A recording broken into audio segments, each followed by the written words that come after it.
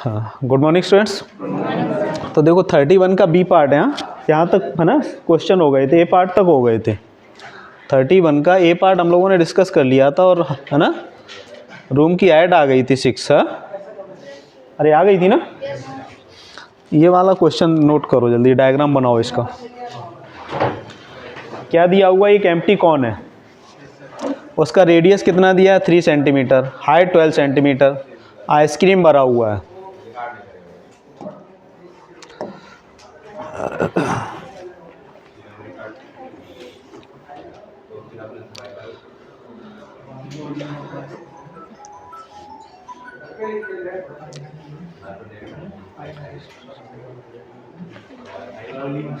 बताओ volume of ice cream क्या होगा जल्दी।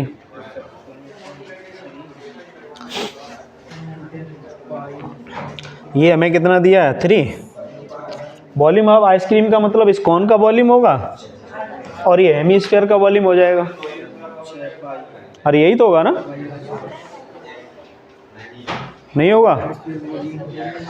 और यहाँ पर क्या दिया है, एम्प्टी कॉन की हाइट दी है, तो ये दी हुई है, ये कितना है आगे। और क्या कहा, ये lower part of the cone which is 1/6 of the volume of the cone unfilled. अच्छा 1/6 नहीं भरा गया है। इसमें देखते हैं ना जब आइसक्रीम भरते हैं तो नीचे रह भी जाता है। अरे खाली होता है ना। हाँ, उसका कुछ पार्ट रह गया है, मतलब इसका अगर तो आप वॉल्यूम निकालोगे, वॉल्यूम ऑफ कौन क्या होता है 1/3 पाई आर स्क्वायर एच, यही होता है ना। इसका 1/6 पार्ट अनफिल्ड है जो नहीं भरा गया है। इसका मतलब कितना नहीं भरा गया है 1/6 into 1/3 pi R square H, इतना पार्ट नहीं भरा गया है। इसमें से क्या करोगे, ये निकाल के ये माइनस कर दोगे और कितना ऐड कर दोगे 2/3 पाई आर क्यू। ये किसका वॉल्यूम होता है, हेमीस्फीयर का। जल्दी वैल्यू रखो, सॉल्व करके आंसर बताओ आ रहा है कि नहीं।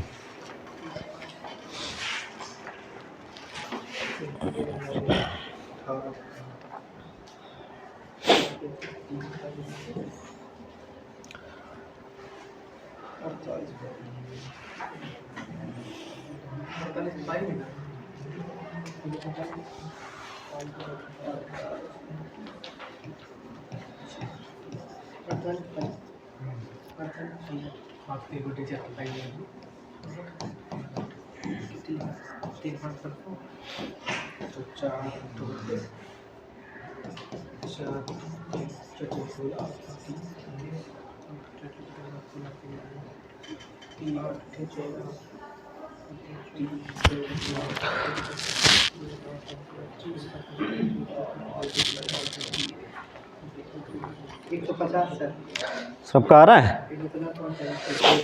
अरे 150 आ रहा है क्या सबका,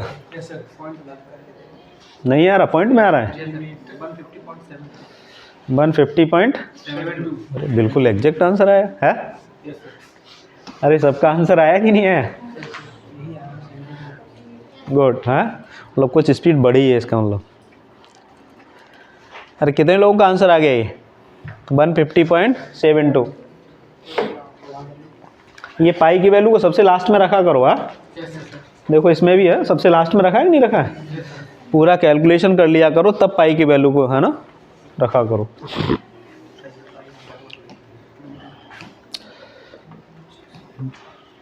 हाँ भाई, सेक्शन डी क्या है, if a line draw parallel to one side of a triangle intersect the other two side है ना distinct point, prove that the other two side divide in the same ratio। क्या है, BPT theorem. अरे कितने लोगों को statement याद है,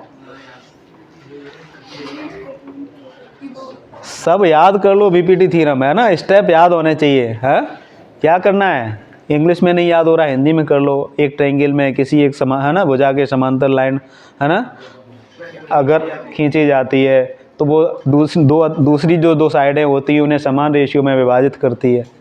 ऐसे भी लिखोगे तो गलत नहीं है। अरे समझ में आ रहा है कि नहीं आ रहा, सब याद कर लो उसका प्रूफ विद कॉरोलरी। कितने नंबर का है ये 5 मार्क्स का है। हा? क्योंकि इसमें है ना स्टेटमेंट ऑलरेडी दिया हुआ है। अरे प्रूफ कर लेंगे ना सब।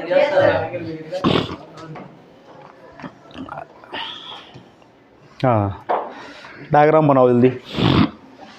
The angle of elevation of the top of tower, एक टावर है, एंगल ऑफ एलिवेशन दिया हुआ है, टावर कितना है 24 मीटर आई, ऐसे ही बनाएंगे ना। From the foot of the another tower in the same plane is 60 degree. From the foot of another tower in the same plane, है ना, प्लेन सेम है। फुट ऑफ द टावर मान लो ये फुट है इसका टावर का दूसरा, उसके साथ एंगल ऑफ एलिवेशन कितना था, यही दिया ना। The angle of elevation of the top of the second tower from the foot of the first tower is 30 degree. और ये कितना दिया है, डायग्राम समझ में आ रहा है, ऐसे ही है ना। Find the distance between two towers and the height of the other tower. क्या निकालना है, ये डिस्टेंस बतानी है यहाँ से यहाँ तक कितनी होगी, और इस टावर की हाइट बतानी है। Also find the length of the wire attach to the top of the both the towers. और ये पता करना है कि इनके दोनों टावर के, है ना, अगर मान लो यहाँ पर एक वायर लगाते हैं तो इसकी लेंथ क्या होगी, निकाल पाएंगे या नहीं निकाल पाएंगे? अरे निकाल पाओगे ना, या नहीं निकलेगा? हाँ, निकल आएगा। तो ये एंगल कितना होगा, हाँ, तभी तो निकाल पाओगे ना। ये जब एंगल पता चलेगा तभी तो निकाल पाओगे। पहले तो ये एक्स और एच निकालो, चलो जल्दी। एक्स और एच निकालो।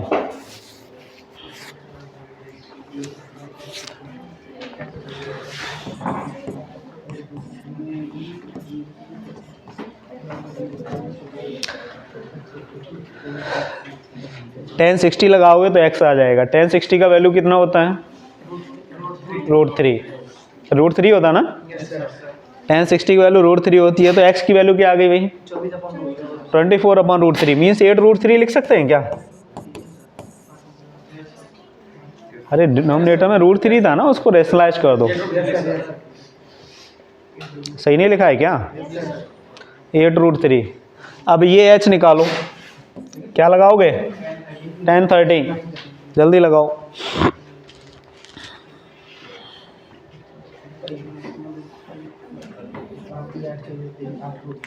और जितना हमारा AC है उतना ही ये होगा 8√3। अरे होगा कि नहीं होगा? अरे होगा ना। H बताओ कितना आएगा जल्दी, इतना समय लग गया। 1030 लगाओ ना, 1030 1/√3, 8 आ गया, करेक्ट है ना। अब बताओ BD कितना होगा, ये 8 हो गया, तो ये कितना बचा, 16 मिल गया, 8√3 मिल गया। BD नहीं निकाल पाएंगे क्या? कैसे निकालेंगे? अरे कैसे निकालेंगे, क्यों 10 में लगाएं, पाइथागोरस थ्योरम नहीं लगा सकते क्या है?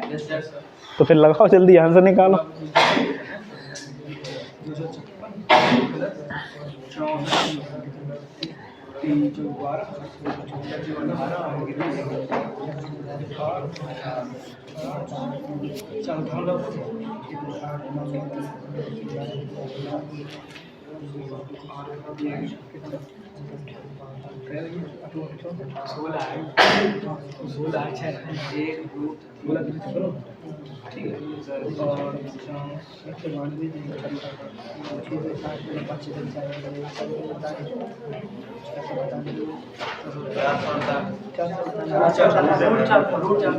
हाँ वही मैं कहूँगा फोड़ ठीक है ना। अरे समझ में आया, आंसर मैच कर रहे हैं, कर रहे हैं यार। हाँ ठीक है ना, अरे सबको समझ में आ गया ना। नेक्स्ट देखो भाई,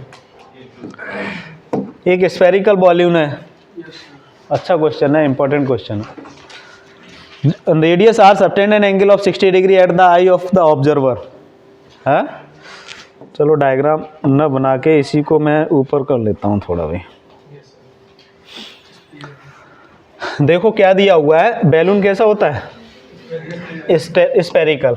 इसने क्या है, जब आंख से हम देख रहे हैं, आर तो रेडियस है इसकी, जब इसको देख रहे हैं तो जब इसे यहाँ से मान लो आंख से देखोगे आप, तो ये जो एंगल बन रहा है वो कितने डिग्री का बन रहा है, 60 डिग्री का। आंख से जब इसको देखोगे तो ऐसे दिखेगा आपको, एक ऐसे दिखेगा और इतना है ना, इतने बीच में ही देख पाओगे आप। चंद्रमा को देखा है ना जैसे, समझ में आ रहा कि नहीं आ रहा? और जितना वो दिख रहा है वो उसके बीच का एंगल कितना है, 60 डिग्री। समझ में आ रहा कि नहीं आ रहा? Eight the eye of an observer if the angle of elevation of its centre, centre के साथ angle of elevation, angle of elevation कह दिया तो इसका मतलब उसका जो बेस होगा, जब यहाँ पर वो खड़ा है तो इसका बेस ऐसे ही होगा ना, और सेंटर के साथ एंगल ऑफ एलिवेशन कितना है, 45 डिग्री। तो ये हमारा क्या हो गया, एंगल ऑफ एलिवेशन, ठीक है ना। और ये इसकी परपेंडिकुलर राइट हो गई। हाँ, from the same point then prove that the height of the centre of the balloon is √2 times its radius. ये प्रूव करना है कि ये जो हाइट है वो कितनी है, √2r। अरे यही तो निकालनी है ना, बताओ भाई कैसे निकलेगा। डायग्राम सबको पहले क्लियर हुआ? जब यहाँ से वो देख रहा है तो उसे 2 पॉइंट दिखाई देंगे, एक इधर देखेगा और इधर देखेगा, और इनके बीच का जो एंगल है वो कितने डिग्री दे रखा है, 60 डिग्री। और उसने ये कहा है कि जो एंगल ऑफ एलिवेशन है उसके जब सेंटर को देख रहा है तो कितने डिग्री का पॉइंट है ना, एंगल बन रहा है 45 डिग्री का। तो जब देख रहा होगा तो बेस लाइन ये होगी उसकी। अरे क्लियर है ना, बेस लाइन, बेस लाइन आंखों से कुछ नीचे होगी कि नहीं होगी, तो बेस लाइन ये है। और हमें क्या निकालना है, ये वैल्यू निकालनी है। हमें केवल क्या दिया हुआ है, रेडियस दी हुई है। क्या दी हुई है, रेडियस दी हुई है। अब बताओ कैसे निकालोगे। डायग्राम सबको क्लियर हुआ ना? अरे क्लियर हो गया ना? अब इस डायग्राम को देख के हमें ये बताइए किस तरीके से आप निकालेंगे। ओ ए निकालना है, क्या निकालना है, और वो क्या होना चाहिए, √2r होना चाहिए। ओ ए तक पहुंचने के लिए आपको है ना पहले रेडियस के पास जाना होगा, वहाँ पर भी राइट एंगल टेंगल बना हुआ है, बना है ना। तो बताओ कैसे, कहाँ तक जाओगे। क्या ये एंगल यहाँ से इतना केवल 30 डिग्री होगा, होगा कि नहीं होगा? और अगर हम कैसे ये निकाल लें, ओ बी निकाल पाओगे कि नहीं? अरे ओ बी आर के टर्म में निकल सकती है कि नहीं?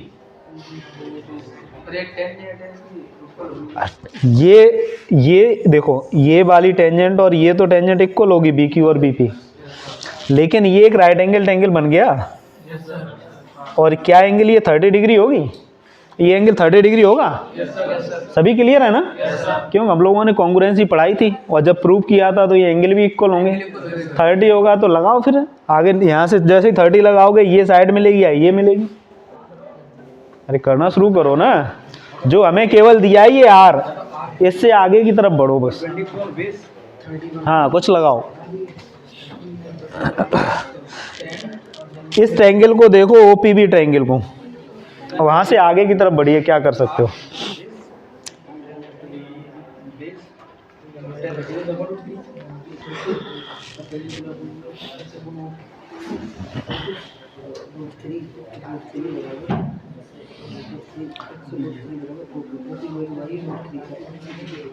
ओ भी कितना निकला,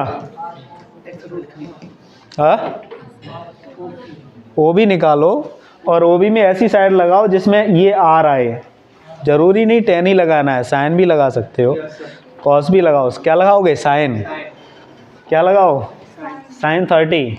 sign 30 means perpendicular upon hypotenuse. Perpendicular हमारा क्या है, और हाइपोटेनस हमें निकालना है। साइन 30 की वैल्यू क्या होती है, 1/2 मीन्स r/h। इसका मतलब h हमारा ओ भी है, अरे हाइपोटेनस क्या है, ओ भी है ना, तो ओ भी कितना निकला, ओ भी मिल गया। अब जब तुम्हें ओ भी मिल गया तो इस ट्रायंगल को देखो भाई,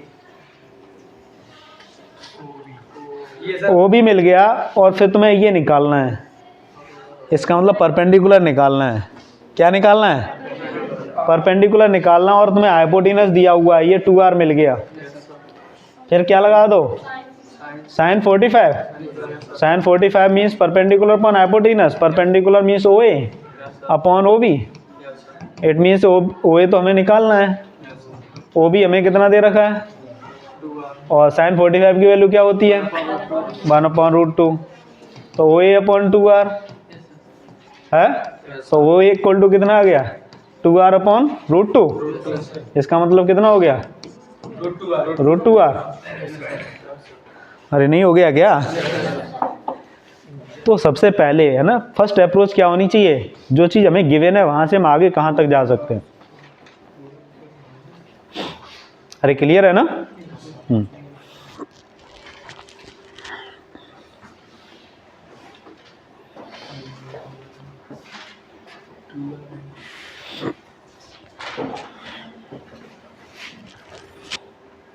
अच्छा क्वेश्चन है, कई बार पूछा गया, ये बहुत इंपॉर्टेंट क्वेश्चन है।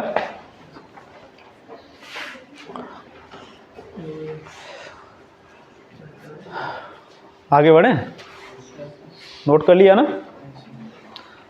अरे नोट कर लिया, आप लोग भी क्लास में यस या नो तो बोलेंगे कि नहीं?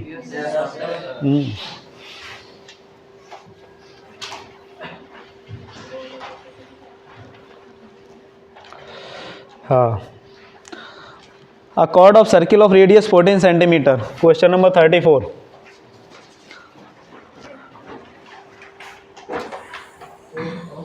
Subtend angle of 60 degree at the center, find the area of the corresponding minor segment of the circle, also find the area of the major segment of the circle। निकालो भाई जल्दी, minor major segment का निकालना है, किसका निकालना है?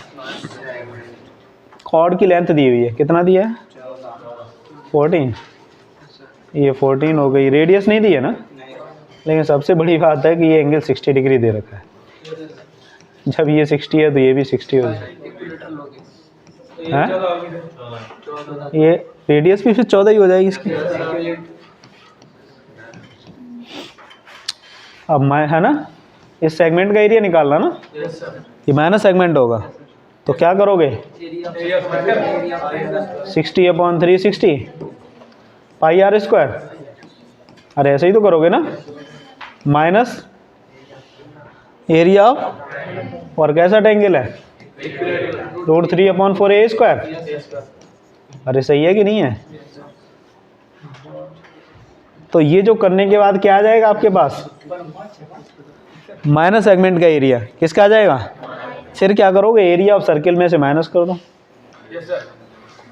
क्या कर दो एरिया ऑफ सर्किल में से माइनस कर दो, सही रहेगा? हाँ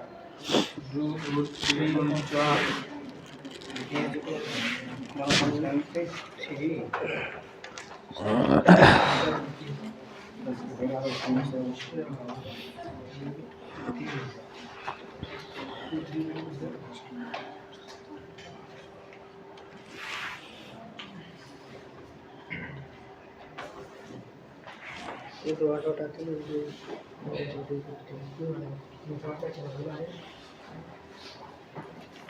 जो गवर्नमेंट हाई बाइक होती ये बड़े जाना चलो चलते बाइस छिटा पड़ेगा ना पाइए बन गई आदमी चलो टीचर चलो 28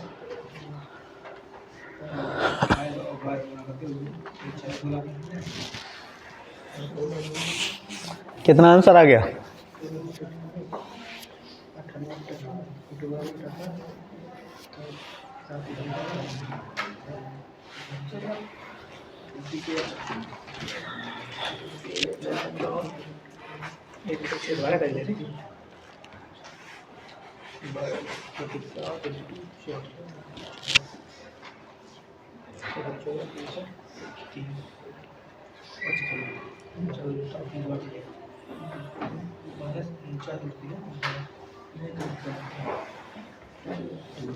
एरिया वहाँ से कराई ठीक है चलते पाई स्क्वायर 28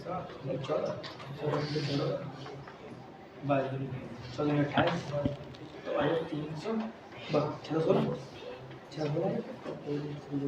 ये भी उसमें भी आया था क्या, प्री बोर्ड में?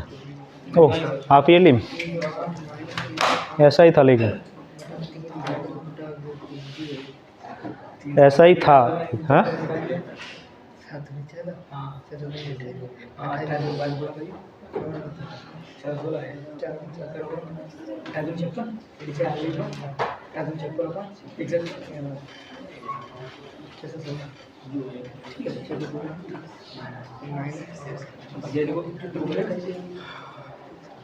माइनस करो प्लस वाई है,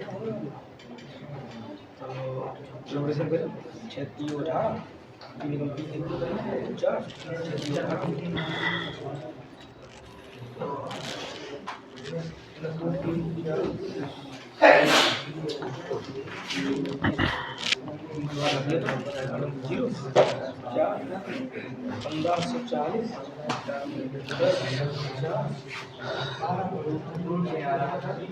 अरे कितना आंसर आ रहा है माइनस सेगमेंट का? अरे यही क्वेश्चन आया था सेम 17.9। अच्छा, पहले कराया है अभी, ऐसा क्वेश्चन कराया है? हाँ? अरे प्रीवियस पेपर में यही क्वेश्चन था। नहीं, सीबीएसई सैम्पल पेपर में ये क्वेश्चन है। अरे सीबीएसई जो इस साल सैम्पल पेपर रिलीज हुआ है वो यही क्वेश्चन है। उस दिन भी कराया था, 17.92 आंसर आ रहा था ना सबका। हाँ, वही क्वेश्चन।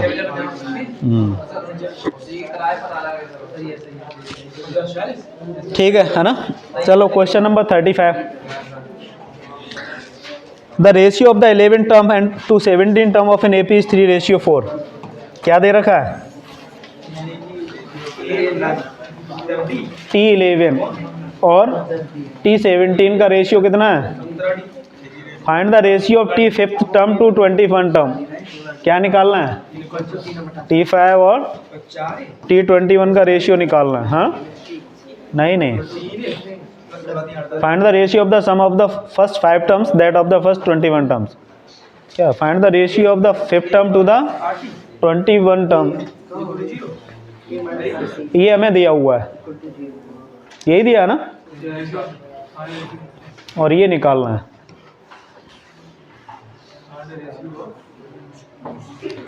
अरे the ratio of 11 term to the 17 term of an AP is 3:4। Find the ratio of the fifth term to 21st term of the same AP. निकालो जल्दी। अरे इससे क्या मतलब है? क्या दिया हुआ? a + 10d equal to upon a + 16d equal to कितना दिया है? अरे यही तो दिया है ना। इससे सॉल्व कर करा के कुछ आ जाएगा। a और d में कुछ रेशियो मिलेगा, रिलेशन मिलेगा है। हाँ, नहीं तो 8d आ गया ना। अब ऊपर क्या लिखोगे? a + 4d और नीचे क्या लिखोगे? a + 20d। a की वैल्यू या d की वैल्यू एक ही टर्म में रख के काट दो, आंसर आ जाएगा। जल्दी करो।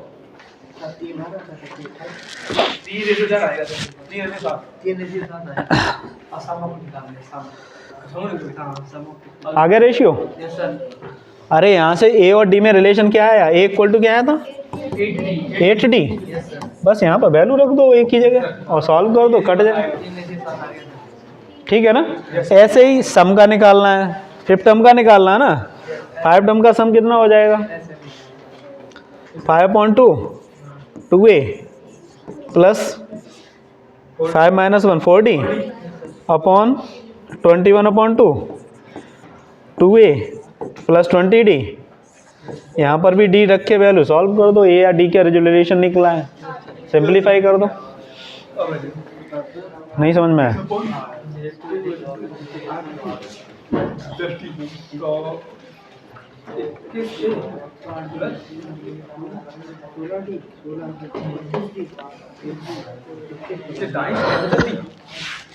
ठीक है, a की वैल्यू कितनी? 8d और 40d प्लस 10d अपॉन 8 इसके बाद 18 16 प्लस d का रेशियो पूछ रहे भैया 50d अपॉन 8। कितना समय लग गया काटने वाटने में भाई? यहाँ एक ही जगह क्या रख दोगे? 8d रखोगे तो कितना 8 2 जा 16, 16 + 4 कितना 20D, 20D तो ऊपर हो गया ये, और नीचे कितना हो गया, हाँ यहाँ भी 16 + 20 36D, ये हो गया, D से D कट गया, ये 2 से 2 कट गया, है ना, 5/2 × 20/36, अरे यही तो है।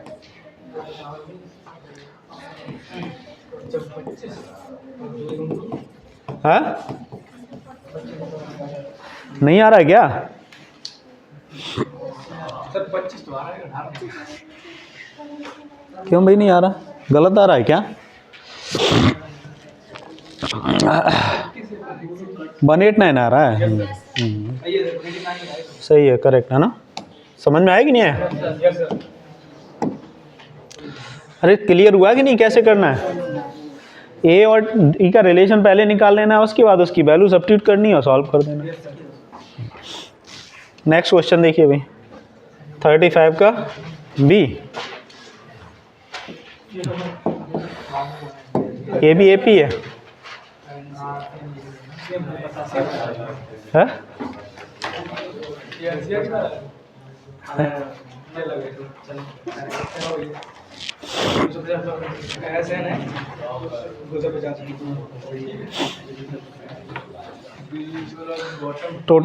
टोटल लॉग्स कितने हैं? 250 है ना। बॉटम में कितना है? नेक्स्ट रो में 21 20। अच्छा बस एपी क्या बन गई? अरे यही बन गई ना। कॉमन डिफरेंस कितना है? -1 में लिखना है ना, +1 नहीं लिखना। ये कितना है? n निकलवाया है क्या? नंबर ऑफ रोज निकलवाया है। और Sn = कितना दे रखा है? क्या लगा देना है? n/2, 2a means 44, n-1 d कितना है? = 250। ये तो क्वाड्रेटिक बन जाएगी क्या?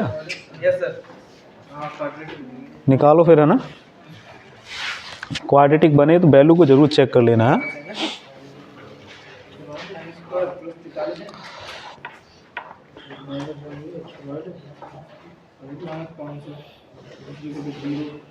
ठीक है 500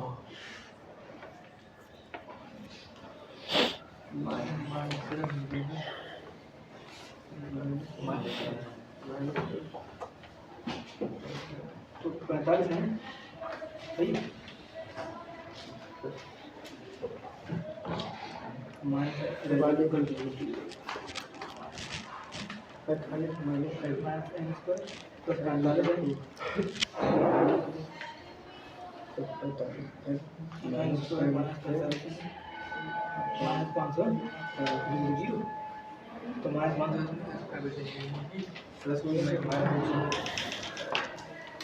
अरे आ जाएगा ना।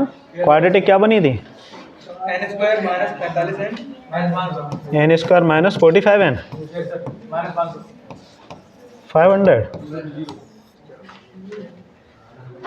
तो फिर क्या आंसर लिया फिर तुमने? फैक्टर क्या लिए? 20 और 25 है ना। 20-25 कैसे ले लोगे? माइनस का 500 आ रहा है क्या? देख लो, माइनस तो प्लस तो नहीं आ रहा कहीं? प्लस का आना चाहिए, तब 20-25 हो जाएगा। 20-25 जब ले पाओगे नेगेटिव के दोनों टर्म, जब 500 पॉजिटिव आना चाहिए।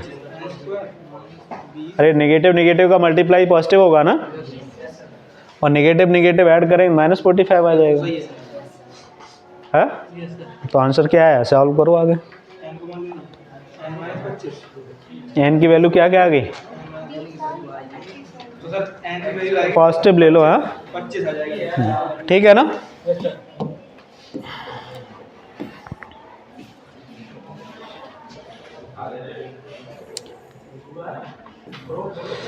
थर्टी 36 भी किया था ये।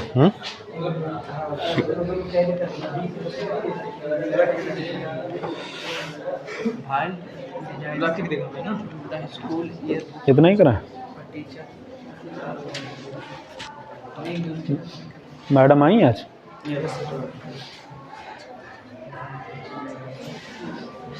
अब वो क्वेश्चन रह गए हैं तुम्हारे। ऑप्शन वाले हैं।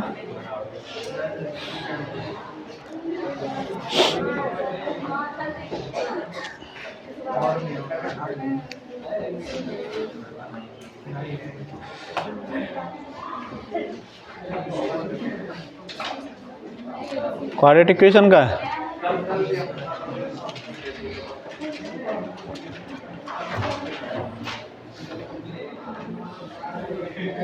इसमें क्या क्या इसका मॉडल क्लास क्या होगा?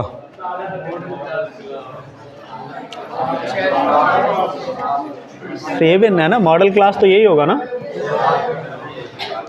मीडियन निकाल लेंगे। मॉड भी निकलवाया है क्या? चलो ठीक है भाई फिर। हाँ